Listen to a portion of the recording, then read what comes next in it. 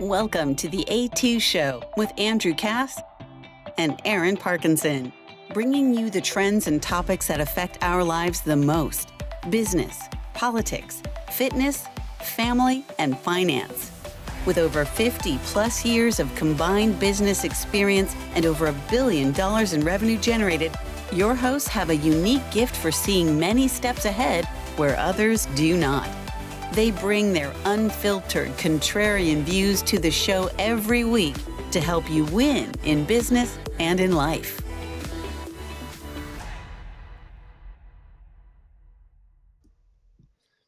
Aaron, we're talking RNC, DNC, economic plans and policies, and getting down to the wire here. So this will be an economic political episode here today because, man, there's a lot of information flying around right now about what could 2025 look like from an economic policy, whether it be Trump, Harris, or RFK, right? So we're going to break down what's flying around. We're going to talk a little bit about what we saw at the RNC and the DNC. My guess is you didn't see the RNC convention, or I should say the Republican National Convention or the Democrat National Convention. Would I be accurate in saying that as a Cayman Islands, Canada guy? Was that something you didn't tune into, or did you? You are 100% accurate. I did not.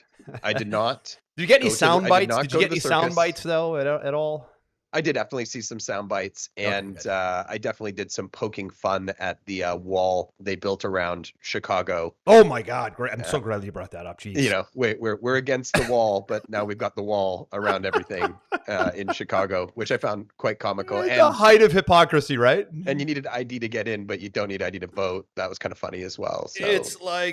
It's like really, with a straight face, do people not connect those dots, Aaron? I mean, I saw Charlie Kirk is a big conservative radio talk show guy. Posted a video about him on Instagram. You probably saw my video actually of Kirk going, "Well, here we are. There's the wall, and I need ID." All the things that you don't think we need to run a country, you can run your convention that way. It was like, okay, so we've just started off with the greatest insult to the intelligence of the American people before the doors even opened.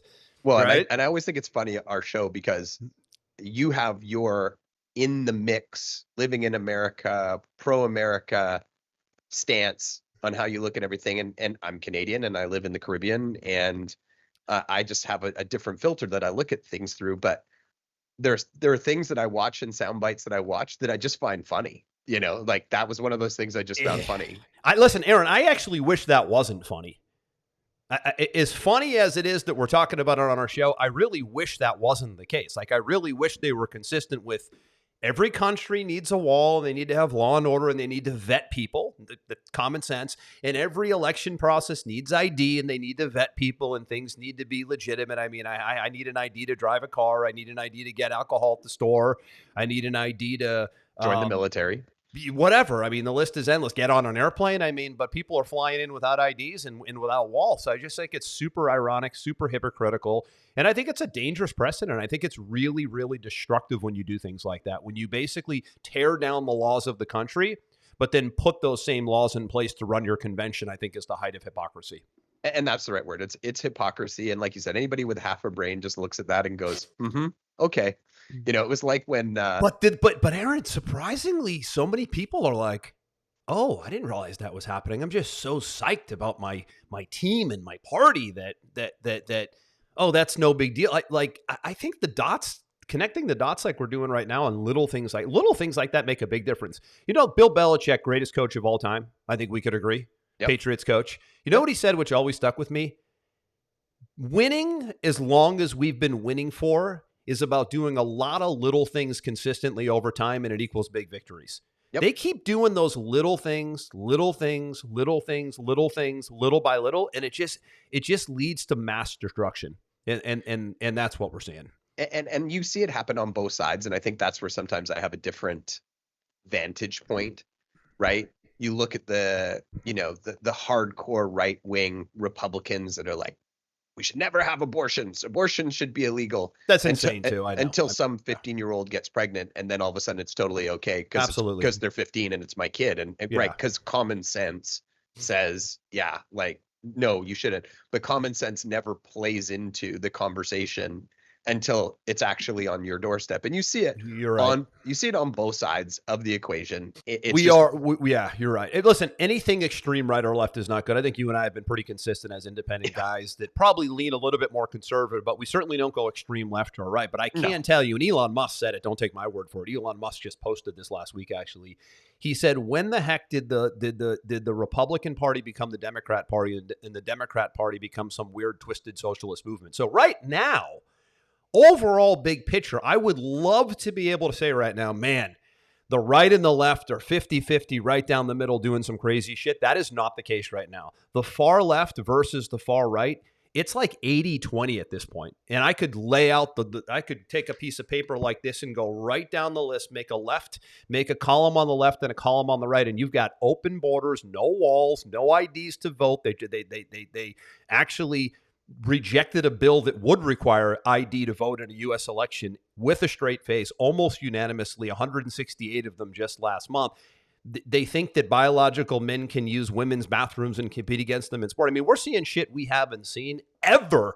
So that list isn't 50-50 anymore, and I genuinely wish it was. I genuinely wish both parties were 50-50 with some good ideas and 50-50 with some bad ideas. And I genuinely wish both parties were healthy and spoke and got along and met in the middle and had good quality RFK style debates. I really wish it, but it's not the case.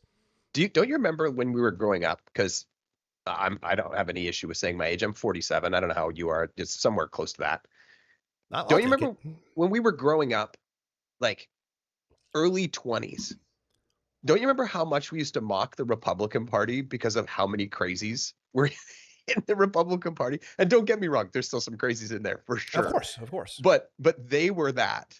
They were what you're talking about now 20 years ago. You were like, there are more crazy people over there that we just need to steer away from. I think they have a reputation for being more very evangelical, biblical, hardcore definitely. Religion, and listen, I don't have any problem with somebody being anti-abortion and pro-life, just like I don't have an issue with somebody being pro-choice. Big deal, right? Me neither. I have an issue with people turning it into a religion and a cult and literally bullying and shaming people about it. That's my issue, right? But you're absolutely right. That the Republican, let's call it the conservatives today and the liberals of today, are nothing like they were 15 or 20 years ago. It's a whole different ball. Conservatives today actually are seeking transparency. They want to investigate the COVID-19 situation. They want walls. They want IDs. They want law and order. They want less taxation. They want less regulation. They want peace, not war.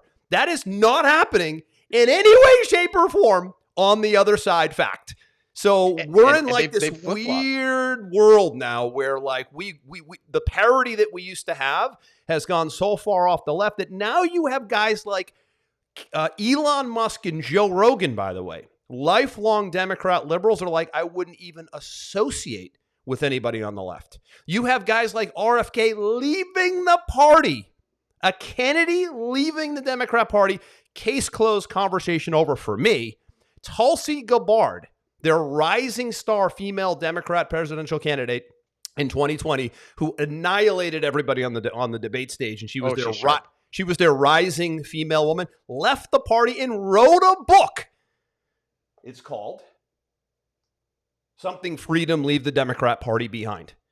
And RFK, now, by the way, we're recording this on August 23rd, the day that I'm told RFK might even be endorsing the conservative Republican movement. Now, I don't know. That's a rumor at this time, but he would never have thought to do that even 3 years ago, let alone ever. And that's the shift we've seen. And frankly, people need to notice it. They don't need to love Trump. They don't need to love Republicans. They don't need to love conservatives.